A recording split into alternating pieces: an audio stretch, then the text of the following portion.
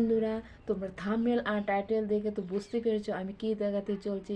কিন্তু দেখো, আনন্দ উপভোগ করো, কেউ স্কিপ করে যেও না, পুরো ভিডিওটা দেখতে থাকো। আর যারা যারা চ্যানেলটা সাবস্ক্রাইব করে প্লিজ সাবস্ক্রাইব করে দিও, পাশে আর বেল আইকনটা বাজিয়ে নোটিফিকেশনটা অন করে দিও। তাহলে বন্ধুরা দেখতে থাকো। জীবন্ত যৌবন আমি কিনবো পারি, দাদা দিয়ে আমি জীবন্ত যৌবন কিনতে চাই। যৌবন কিনবি না শুধু আমার একা। না, তোমার মতো আরো যে সব এর আমার ভক্তিমূলক ছবি নাই, আমার বাচ্চা আমার স্টুডিওতে শুটে এখন তুমি যেমন অনুসরণ করছো তারাও তেমনি করবে। এখন তুমি যেমন আনন্দ দিচ্ছ তারাও তেমনি আনন্দ দেবে। সেই আনন্দে ছাই তোমার মুখে আজ হাসির ছটটা খারাপ হয়ে যাচ্ছে। তাহলে এখন আমি কিছু স্বপ্ন দেখবো না। স্বপ্ন দেখো টাকা, টাকাই তোমার তুমি তো অনেক টাকা রোজগার করতে চাও, তাহলে তোমার মুখ চলতে শান্তি খাইয়ে বাংলা প্রভাব থেকে আমার পরিজনের দই তুমি সই করিয়ে নেবে। হ্যাঁ আমি জানি তুমি পারবে। তাই তো তোমাকে আমি এত ভালোবাসি। শুধু ভালোবাসি না, আমি তোমাকে ভীষণ বিশ্বাস করি। বিশ্বাস করো? সত্যি সত্যি সত্যি। তাহলে তুমি শুনে রাখো রানী, আমি তোমাকে আমি আমার রূপ যৌবনের স্যাম্পেল খাইয়ে তোমাদের প্রয়োজনীয় কাগজগুলোকে সই করিয়ে দেবো।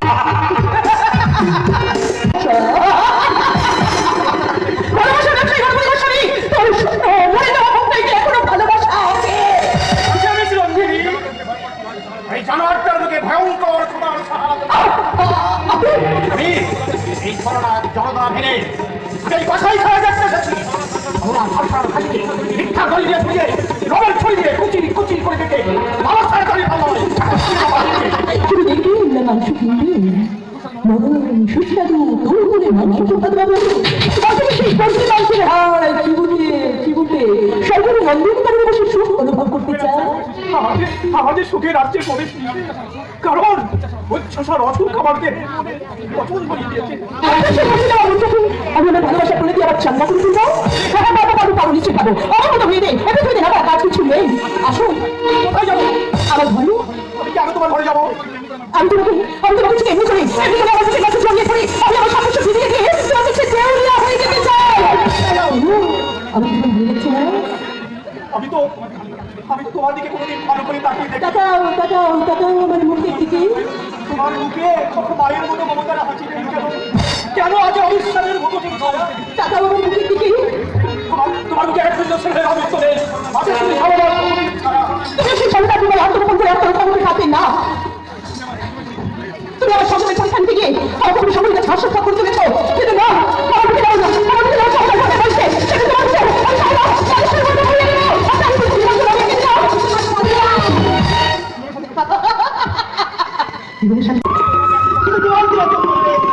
আমার মায়ের মতো ছলো আর আমি কেন চুপ করবো? তুমি আমাকে যাই ভেবে থাকো না কেন, আমি তোমাকে খারাপ কিছু ভাবি। তুমি তোমার এই মনের সবটুকু ময়নাকে অনুশোচনার গঙ্গা জলে ধুয়ে ফেলবে। তুমি কি আমার মায়ের স্থান দখল করতে পারবে?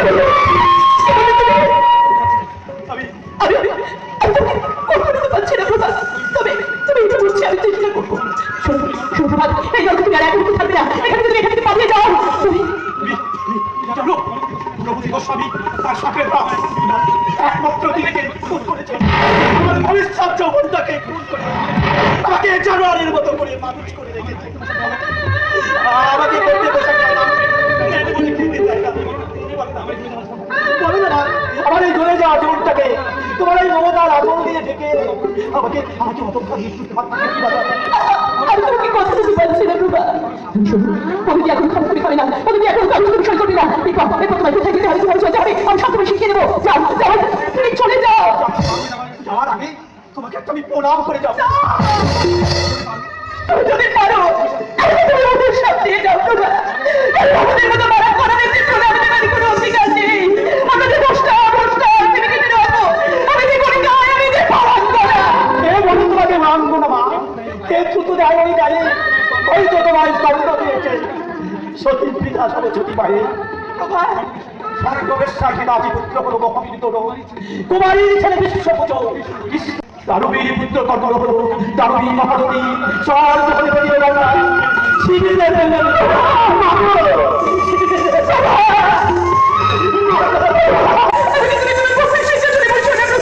কারণ তোমাদের মতো মানুষের কাছে ভক্তি শ্রদ্ধা পাবার মতো কোনো অধিকার আমাদের নেই। আমাদের তোমার চোখে জল, তুমি কাঁদছো? আমি চোখে পড়ে, মানুষ চোখে পড়ে না। যেমন আপনি আর আমি এখন নেগেটিভ হয়ে গেছি। না না না না, আমি নেগেটিভ নই, আর তোমাকেও আমি নেগেটিভ হতে দেবো না ডাইরেক্টর সাহেব। জীবন নিয়ে নোংরামি করতে আর আমার ভালো নাকি লাগছে একটা না। ইয়ে থাকে। দয়া করে আপনি আমাকে ছুটি দিন। আমার কাছ থেকে কেউ কোনোদিন ছুটি পায় না।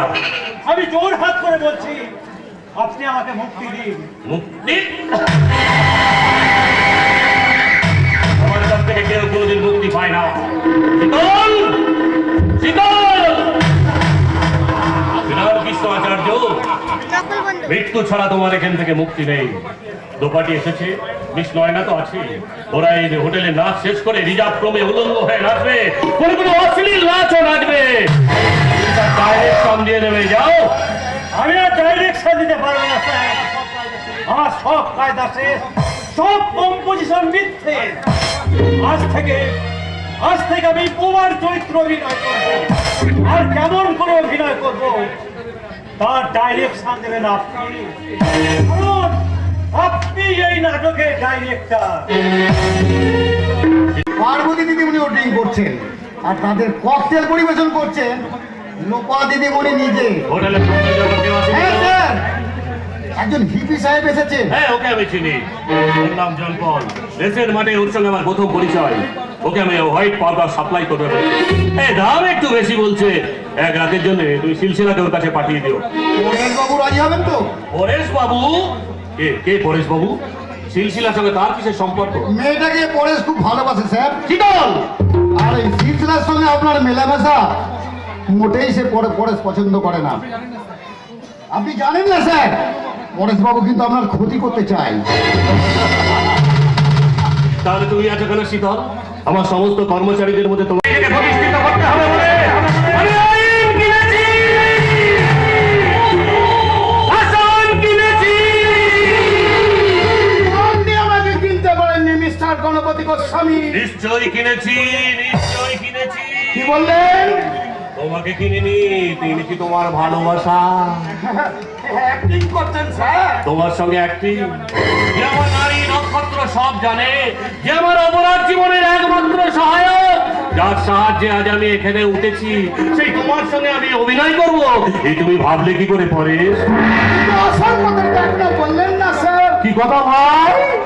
আপনার সকল কর্মচারী থেকে আপনি আমাকেই বেশি বিশ্বাস করেন, পরেশ, আমাকে বেশি ভালোবাসেন, পরেশ, অন্তত পছন্দ করেন।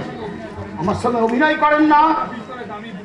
আপনার ওই পিস্তলের দামি বুলেটটা আমার জন্যই যত্ন করে রেখেছেন। পরেশ, তুমি পাগল হয়ে গেছো পরেশ। আধুনিক সমাজের সর্বশ্রেষ্ঠ শিল্পপতি ওরূপে 2 নম্বরই কালোবাজারি মিস্টার গণপতি গোস্বামী। আপনি কি জানেন আপনি নিজের সঙ্গে অভিনয় করেন,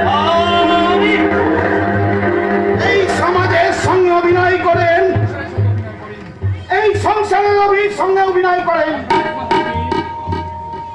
আপনার একমাত্র মেয়ে লোপা দেবীর সঙ্গে অভিনয় করে আপনার পদ থেকে পরিষ্কার করতে চান।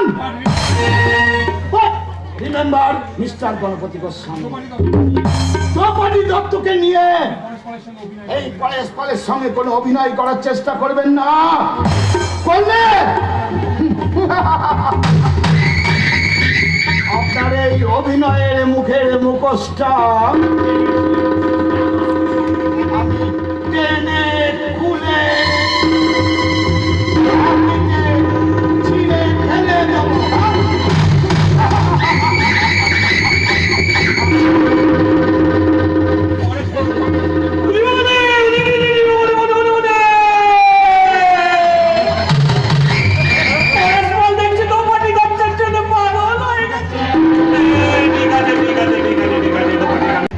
বাড়ি এখনই তোমার জামাই আসবে, মেয়ে আসবে, জামাই ভাই আসবে, সঙ্গে আসবে মেয়ে যা, আর তুমি সেই কেউটে সাপের মতো ফস ফস করছো।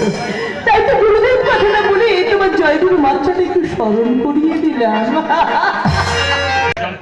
কিছুক্ষণের জন্য তুমি সিলসিলাকেই তুলে নিতে পারো, বাট অন কন্ডিশন আমার দামেই দিতে হবে তোমাকে হোয়াইট পাউডার।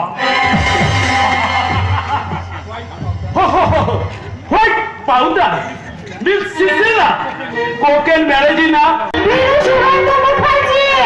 দেখে যাও তোমার দুই ভাই এবং তাদের স্ত্রী গ্রিন ভিউ হোটেলে কেমন নিজেদের জীবন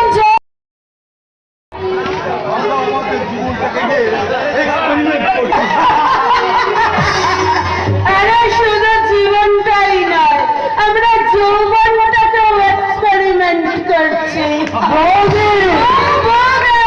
বৌদি নয়, আমি তোমাদের গার্লফ্রেন্ড, কিন্তু আমি কার সঙ্গে নাচবো? কেন সুন্দরী? আমার সঙ্গে মিস সিসিলা স্টার। আমার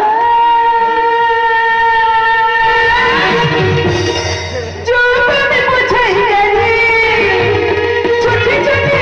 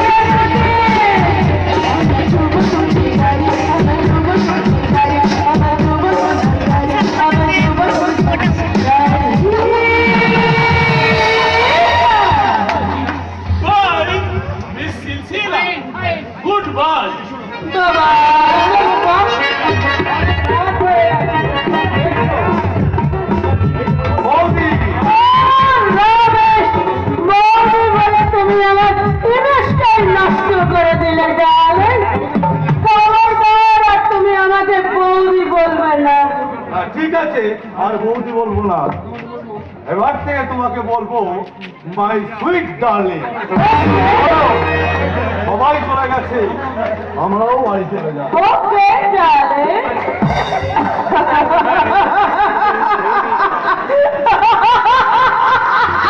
নবাব সিরাজদৌল্লা সে যদি জিজ্ঞাসা করত পলাশীর যুদ্ধে আমি কেন পরাজিত হলাম, আমার সিংহাসন কেন চলে গেল, মৃত মদনলালের কঙ্কাল ঠক ঠক করে কাঁপতে কাঁপতে বলতো, আলম্বনা আমাদের পক্ষে ছিলেন যে জাফর আলী খান।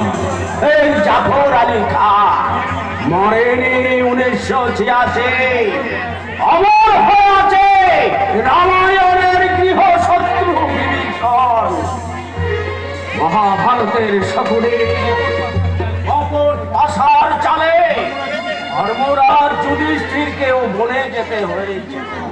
ইতিহাসের মাটি থেকে কি তাদের রক্ত নিঃশেষ হয়ে গেছে 1986? ঘরে ঘরে আচম্বন বানিয়ে শান্তি চুক্তির কল মারে শুনে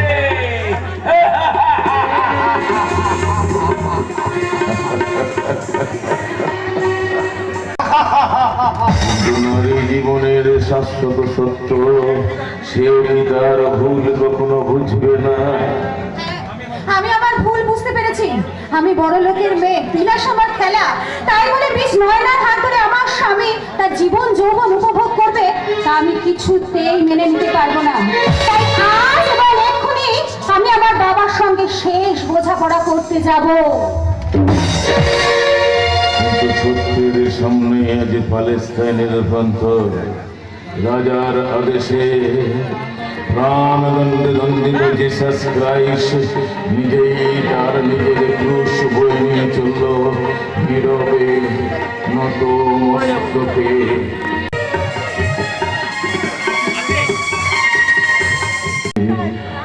তুমি ওদের ক্ষমা করে দিও, মঙ্গ দীপ জেলে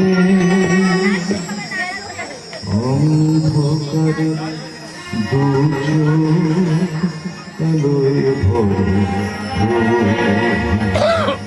তবু যারা বিশ্বাস আছে তাদের মার্জনা করো প্রভু।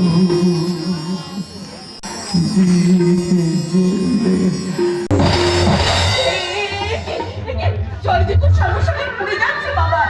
শুধু শরীর নয়, আজ আমার দেহ মন সব বিধ্বস্ত ক্লান্ত। তোমার শান্তির কোলে আমাকে একটু জায়গা। আয় বাবা, আয় বাবা। কোলের ছেলে ধুলো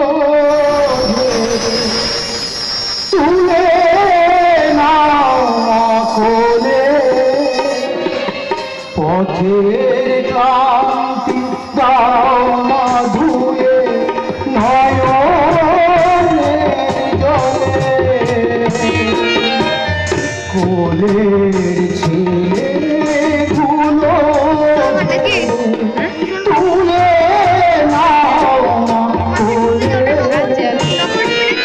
পথের ক্লান্তি দাও মা ধুয়ে নয়নের জলে। খেলার সাথী যারা ছিল মা মা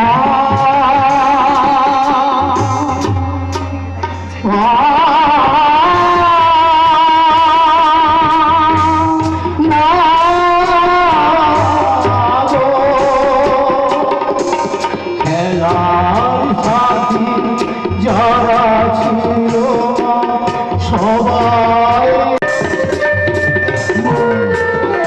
সত্যি কি সবাই? তুমি আর বিদিশা ছাড়া কি আমাদের জন্য আর কেউ নেই মা? তুই বৌমার কথা বলছিস বাবা, শুধু কিন্তু মা, তোমার অপরিসীম ক্ষমতার বিকেন্দ্রীকরণের কথা তো ছিল না মা। কথা ছিল বটগাছটা বড় হবে, তার শাখা প্রশাখা ফুলে বলে তার মুখ্য ফল রাখার